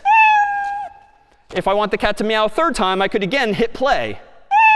So this is kind of tedious. If to play this game, I have to keep clicking the button to keep the cat alive virtually in this way. So maybe I want this to happen again and again and again. Well, let me just do that. Let me sort of drag and drop, or I could right click or control click, and then a little menu would let me copy paste or duplicate blocks, but I'll just keep dragging and dropping. Let's do this. Cat's kind of hungry, unhappy. So like this like slow things down so it's adorable again. So let me go under control. Let me grab one of those wait 1 second, and I'll plop this here. Another one, let me plop it here. Click play again. Cuter? Less hungry? Sure. But this program is now, I dare say, correct if my goal is to get the cat to meow 3 times. But now, even if you've never programmed before, critique this program. It is not well designed, even though it is correct. In other words, it could be better. How, might you think? Yeah. So using a loop. And why? Why are you encouraging me to use a loop, even though it works as is? Yeah, so to summarize, it's just easier to use a loop because I could specify explicitly in one place how many times I want it to loop. And moreover, frankly, any time you are copying and pasting something in code or dragging the same thing again and again, odds are you're doing something foolish. Why? Because you're repeating yourself unnecessarily. And this is a bit extreme, but suppose I want to change this program later so that the cat pauses 2 seconds in between meows. Well, obviously, I can just go in here and do 2. But what if I forget? And suppose this program isn't like 5 or 6 puzzle pieces. Suppose it's 50 or 60 or 500 or 600. Eventually, I or a colleague I'm working with is going to screw up. They're going to change a value in one place, forget to change it in another. So why are you inviting the probability of making a mistake? Just simplify things so that you only have to change inputs in one place. So how can I do this? Let me zoom out. Let me throw most of this duplication away, leaving me with just the play and the wait function. Let me now, under control as well, grab one of these. I could, for instance, repeat as follows. Let me grab a repeat. I'm going to have to kind of move these in 2 parts. So I'm going to move this down. It's too small, but it will grow to fit the right shape. Then let me reattach it up here. Let me change the default 10 to a 3. And now I think I've done exactly what you were encouraging, which is simplify. And I click play now. Meow. And yeah, so still correct, but arguably better designed as a result. I can keep things simple and change things now in just one place, and it will continue to work. But this is getting a little tedious now, I claim. Like, why am I re-implementing the idea of meowing? Like, wouldn't MIT have been better to have just implemented a meow puzzle piece for us? Because the whole thing is themed around a cat. Why is there not a meow puzzle piece? Why do I need to go through all of this complexity to build that functionality? Well, what's nice about Scratch and what's nice about programming languages in general is you can generally invent your own puzzle pieces, your own functions, and then use and reuse them. So let me go ahead and do this. I'm going to go under My Blocks in pink down here. I'm going to go ahead and click Make a Block. And I'm going to be prompted with this interface here. And I'm going to call this block literally Meow, because apparently MIT forgot to implement it for us. And I'm just going to go ahead and immediately click OK. And what you'll see now is 2 things. One, on the screen, I've been given this placeholder pink piece that says define meow as follows. So anything I attach to the bottom of that define block is going to define the meaning of meowing. And at top left, notice what I have under my blocks. I now have a pink puzzle piece called meow that is a new function that will do whatever that other block of code tells the cat to do. So what do I want to do here? Well, I'm going to keep it simple for now. I'm going to move the play sound meow until done and wait 2 seconds, though let's change it back to 1 second to move things along. And now let me drag the meow puzzle piece over to my loop such that now what's it going to do? It's going to meow 3 times. And just to be dramatic, out of sight, out of mind, let me, for no technical reason, just drag this all the way to the bottom of the screen and then scroll back up just to make the point visually that now meowing exists. That is an implementation detail that we can abstract away, not caring how it exists, because I now know at a higher conceptual level, if I want to meow, I just use the meow puzzle piece. And I or someone else dealt with already how to implement meowing. So now let me go ahead and hit play.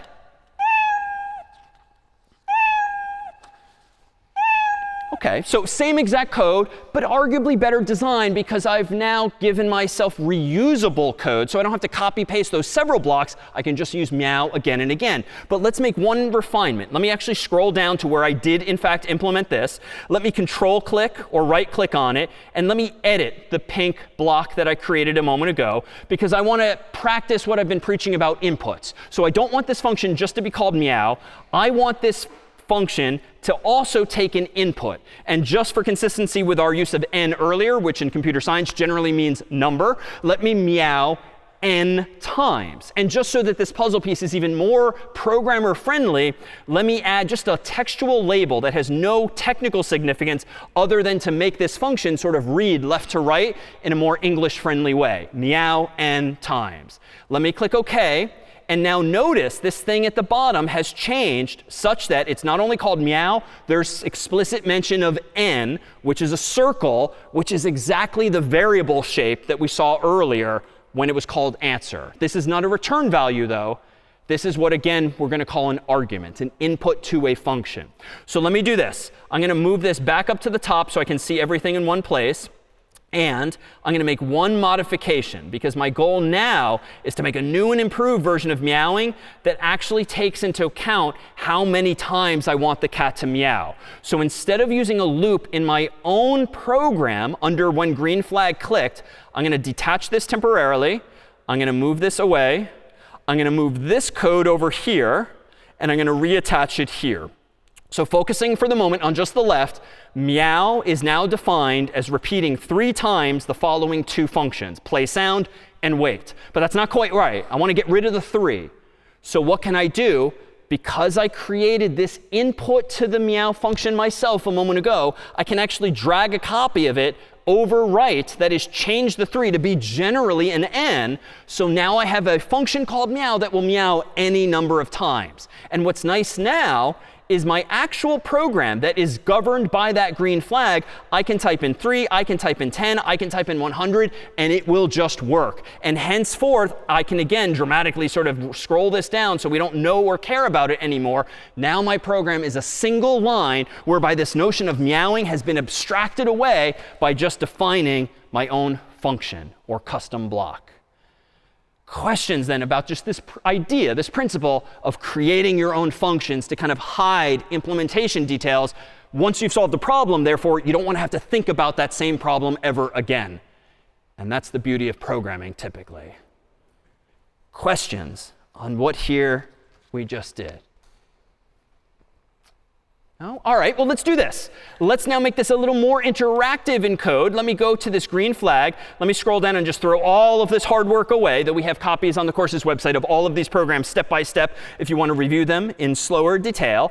Let's do this. Under control, turns out there's other ways to loop. There's this forever block that will just do something forever. So in the forever block, there's some place for some other code. And I'm going to move to the control section here and grab one of these, if block. So one of these conditionals. Let's plug that in here. And now notice if, and then there's this sort of trapezoid-like placeholder that's going to probably fit what? The if is a conditional. Forever is a loop. Say and so forth have been functions. What was the other key term we used?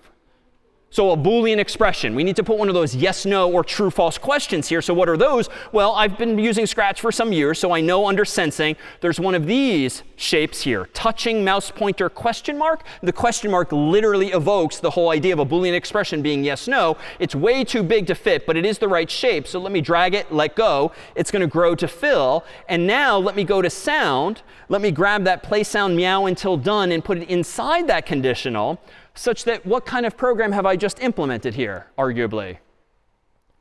What will this program do when I click the green flag?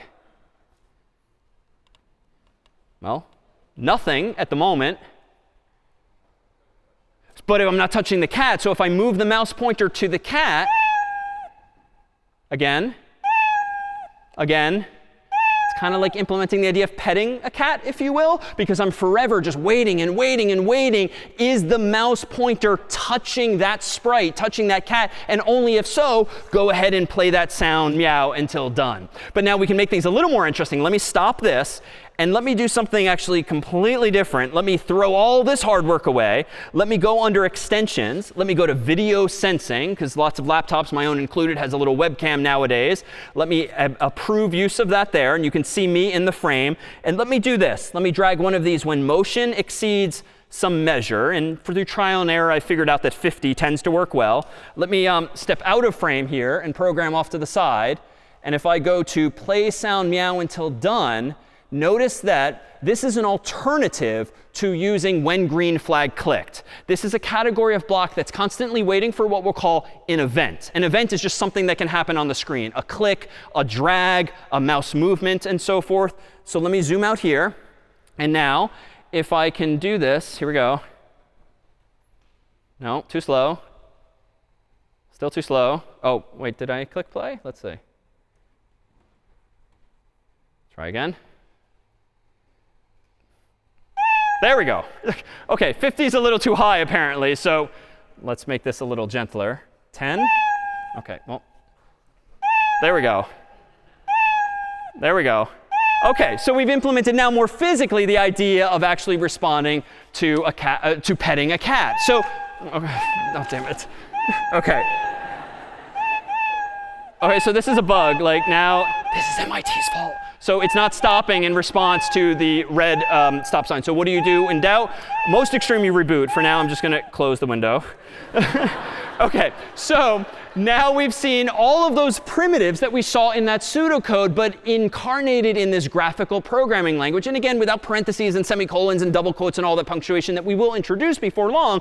But for now, we have the mechanisms in place where we can do some really interesting things. So in fact, I thought, in the spirit of sort of thinking back on olden times, thought I'd open up the very first program I wrote when I was cross-registered in an MIT class and took a class that introduced aspiring teachers to Scratch. And I implemented this program here called Oscartime, which was a game that used a childhood song that I was a fan of. And it allows you to sort of drag trash into a trash can. But to bring this to life, and perhaps in exchange for one stress ball, could get one brave volunteer who wants to come up and control this here keyboard. I saw your hand first. Come on up. Come on up. And you'll see, thanks to the team, we also have this amazing lamppost here, being on Quincy Street as we are. Do you want to introduce yourself to the group?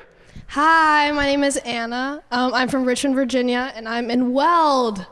Nice, Yes! Weld. All right, come on over. So here, Anna, you'll have a chance to play the very first game I wrote in Scratch, which admittedly is more complicated typically than we would expect of a student doing this for the very first time, as in problem set 0. But what I'm going to do is full screen this here. I'm going to click the green flag, and what you'll see on the screen are these instructions. Drag as much falling trash as you can to Oscar's trash can before his song ends. And here we go. Oh, I love trash. Anything dirty or dingy or Nice. dusty. Anything ragged or rotten Nice. or rusty. Yes, I love trash. Oh, there we go.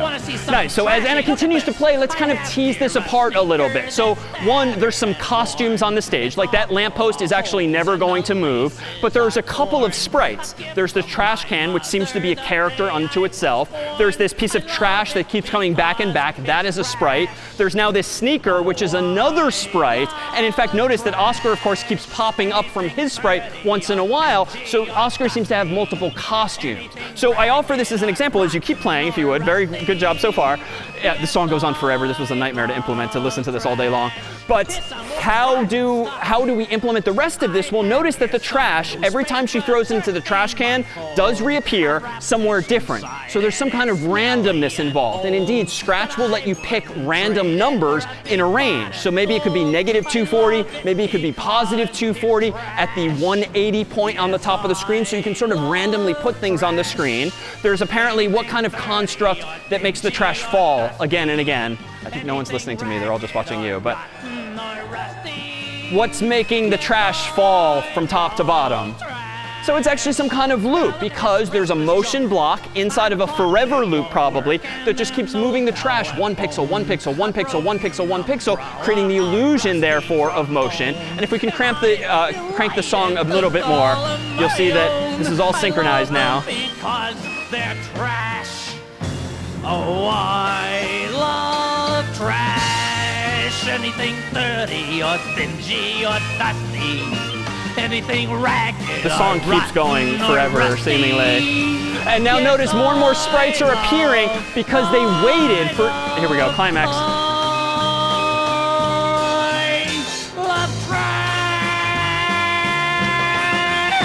All right, a big round of applause for Hannah. Nicely done. Okay, there you go. Here you go. All right, so this is an interminable song, and indeed I spent like hours building that, and just listening to that song on loop was not the best way to program. But the goal here is to really use it as just an intellectual exercise as to how that was implemented. And we won't do the entire thing in detail, because I will say back in the day when I was younger, I didn't necessarily write the cleanest code. And in fact, if we see inside this and we poke around the bottom of the screen here, you can see all of my different sprites.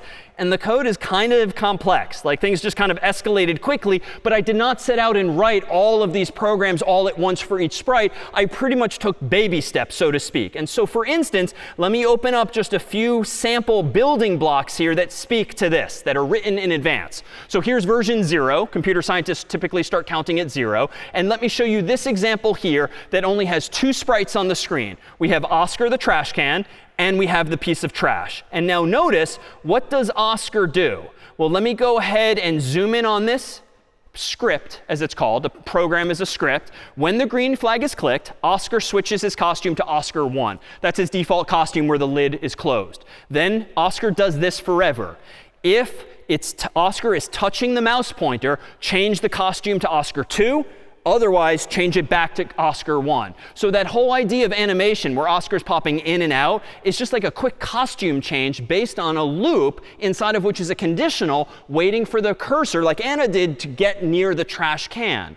Meanwhile, if we look at the piece of trash here, notice that the trash is actually not doing anything in this first version because I didn't even implement falling first. So let me hit the green flag. Nothing is happening in this very first version. But notice if I click on the trash and drag, as soon as I'm touching Oscar, there comes that trash can lid. And it was just the result of making this one program respond to that input. All right, what did I do next? Well, next, after taking that single baby step, I added one other feature. Let's see inside this version 1. Again, Oscar is behaving the exact same way, but notice this time the trash is designed to do the following. First, I'm telling the program that the drag mode is draggable. That is, I want the trash to be movable when the user clicks on it.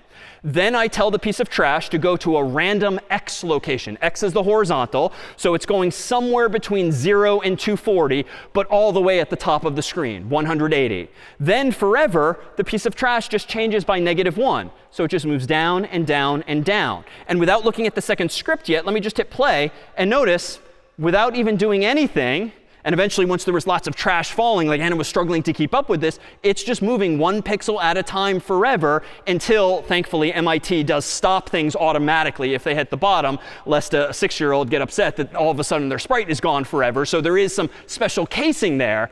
But what else is this trash doing? let me zoom in here. The piece of trash, also when the green flag is clicked, is forever asking this question. If you are touching Oscar, then pick a new random location between 0 and 240 at positive 180 and go back to the top. So in other words, as soon as this piece of trash is dragged over to Oscar like this and I let go, it recreates itself at the top. It's just sort of teleporting to the top. And thus was born this feature. And I won't slog through all of the individual features here, but if we do just one more and see inside this one. So now let me go ahead and hit play. Notice at the top left of the screen, there's a score, currently 0. But now when I click the trash and let go, notice that the score is being incremented by 1. And this, in fact, is how Anna's your score kept going higher and higher and higher. Every time I noticed, oh, the trash is touching Oscar, let's not only teleport, let's also increment a variable. And we didn't see this before, but if I go to this Oscar scratch now, you'll see that it is exactly the same. But if I now go to the trash piece here, and we go to when green flag clicked, you'll see that I'm initializing a variable in orange called score to 0. But if we scroll down to the bottom, Oscar is also doing another thing in parallel at the same time. When the green flag is clicked, Oscar is forever checking, is the piece of trash touching Oscar? If so, change the score by 1 and then go to top, which is another location on that screen. So in other words, even though at a glance something like Oscartime might look very complicated, and it did take me hours, the goal, especially with problem set 0, is not going to be to bite off all of that at once, but to take proverbial baby steps. Implement one tiny feature so that you feel like you're making progress, add another feature, another, and invariably you might run out of time and not get to the best version of your vision, but hopefully it'll be good, hopefully it'll be better, but you'll have these sort of mental milestones, hoping that you at least get to that point, because as you will soon discover, everything in the world of programming, unfortunately, takes longer than you might expect. That was true for me 25 years ago and is still true today. Well, let me introduce one final set of examples here, this one written by one of your own predecessors, a former student. Let me go ahead and open up 3 baby steps, if you will, toward an end of implementing a game called Ivy's Hardest Game, whereby it's now more interactive, quite like Oscartime. So at top right here, notice, and I'll zoom in, we have this world that's initially very simple. 2 black lines, 2 walls, if you will, and a Harvard sprite in the middle. But when you click the green flag, notice that nothing happens initially except that the sprite jumps to the middle. But I can hit the up key, or the down key, or the left key, or the right key. But if I try to go too far, even though it's not the edge of the world, it's only touching that there black line, it's still going to stop as well. So intuitively, how could you implement that type of program? How could you get a sprite, from what we've seen, to respond to up, down, left, right, but actually move when I touch my arrow keys? Like, what does it mean to move? Yeah. Exactly. So much like with representing information, at the end of the day, all we've got is zeros and ones. When it comes to algorithms, at the moment, all we have are functions and loops and conditionals and Boolean expressions and soon some more things too. But there's not all that much we have at our disposal. So let me zoom out from this and let me actually show you what the Harvard sprite is doing. It's doing this. When I go up to the green flag here, the Harvard sprite is going to 0, 0, so dead center in the middle. And then it's forever doing 2 things, listening for the keyboard and feeling for walls, left and right. Now, those are not puzzle pieces that come with Scratch. I created my own custom blocks, my own functions, to implement those ideas. Let's not abstract away for now. Let's actually look at these features. And indeed, to your instincts at left here, what does it mean to listen for the keyboard? Well, if the up arrow key is pressed, change y by 1, move up. If the down arrow key is pressed, change y by -1. If the right arrow key is pressed, change x by 1. If the left arrow key is pressed, change x by -1. So take sort of all the magic out of moving up, down, left, right by just quantizing it as plus, minus, this, and that. It's all numbers indeed at the end of the day. But what else is it doing? Notice that it did indeed bounce off the wall. So my other custom function, which I chose feel for walls to kind of evoke this idea, it's asking 2 questions. If you're touching the left wall, then change x by 1. So bounce in the other direction. Else, if you're touching the right wall, bounce in the -1 direction. And so what are left wall and right wall? I mean, I kind of cheated. I just used 2 more sprites. These sprites are literally nothing except black lines. But because they exist, I can ask that question in my conditional saying, are you touching those other sprites? And I could have colored them any way I want. But this is enough if I zoom in to implement this idea of going up, down, left, and right, and preventing the sprite from leaving that little world. All right, so if you'll agree that there's a way now to implement motion, up, down, left, right, let's go ahead and implement this idea by adding a rival into the mix, like a Yale sprite. And what the Yale sprite is going to do, if I click the green flag, is this. So Harvard at the moment is still going to be movable with the arrow keys, up, down, left, right. But Yale, for better or for worse, is just going to mindlessly bounce back and forth from left to right forever, it would seem. The operative word being forever. So how's that working? Well, let's look. Here's the Yale sprite at the bottom.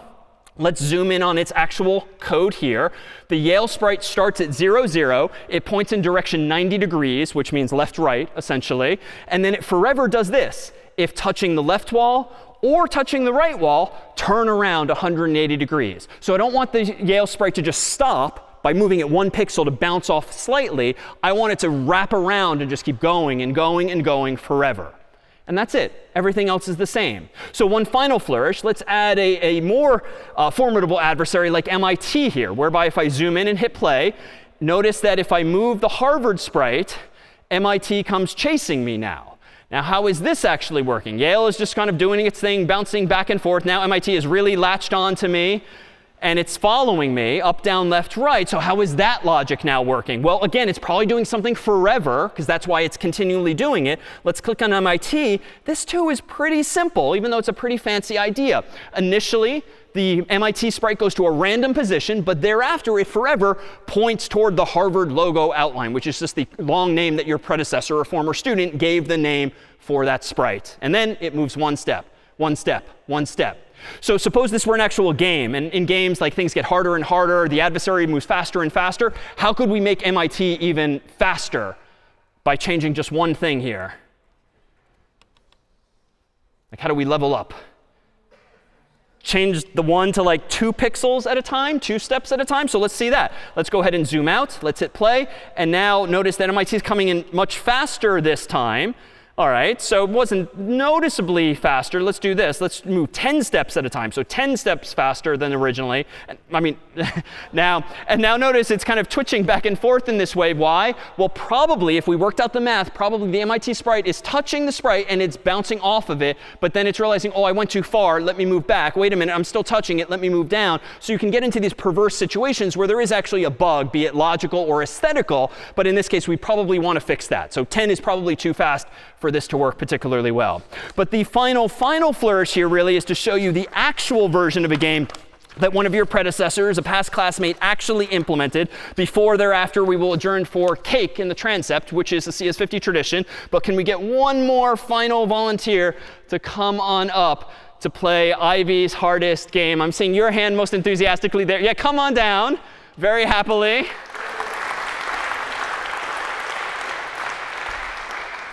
In just a moment, we will indeed adjourn. But the goal here now is going to be to navigate a maze that's a little more difficult than the last. Let's have you first, though, introduce yourselves to your classmates in front. Oh, hi, y'all. I'm Eric. I'm from Philadelphia. And I'm also from Hollis Hall. One person from Hollis. Nice. OK. Welcome. All right. So Eric, go ahead and take the keyboard here. It, too, will be all about up, down, left, right as soon as you click the green flag. And if we can crank the music. You can't touch this. So notice the black walls are a little more involved than last time. But the goal is to get to the sprite all the way at right and just touch it, at which point you move to the next level. But the next level, of course, has Yale doing its thing back and forth. But you've made it to level 3. But now there's 2 Yale. So another sprite is in the mix that's randomly moving a little different in terms of direction. 3 Yales. I told you, homeboy, you can't touch Next level, MIT's in. That's how we living, and you know you can't touch this. Look at my eyes. Nice. Man. You can't touch this. Here, let me bust the funky lyrics. Fresh new the walls are now gone. You got it like that. Now you know you want to dance. Princeton's in the mix. And get a fire girl and catch this beat while it's rolling. Hold on, pump a little bit and let them know what's going on like that. Like that. Go a little bit, just a ball on back, let them know. Nice. And this is a beat they can't touch. 2 Princetons. Yo, I told you, can't touch this. Why you standing there, man? You can't touch this. Yo, sound the bells. Okay, new life. You can't touch this. Give me a song or rhythm, making them sweat. That's what I'm giving them now. They know. You're talking about the hammer, you're talking about a show that's hot. Okay, another life. Nice, nice. Oh. What's gonna get in the 90s, we burn the charts. Legit. Either work hard or you might as well quit. That's Nice. Second to last level. 3 Princetons. Last level. Break it down. Yeah! Congratulations. Here. All right. This then was CS50. Welcome aboard. Cake is now served.